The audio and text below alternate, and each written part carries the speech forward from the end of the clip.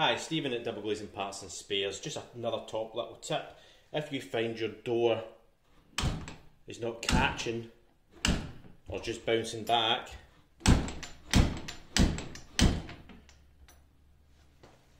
all you need to do is adjust the centre latch.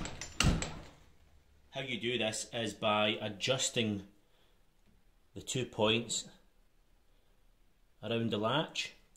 These come in different types. This one's got an Allen key adjustment, but you can also get ones with screws, like little Phillips heads.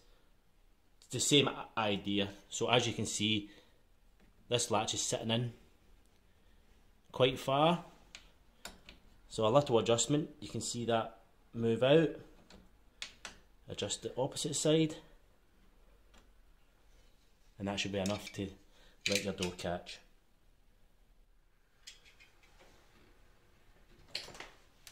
As you can see, the door catches. Hope that helps someone. Thank you.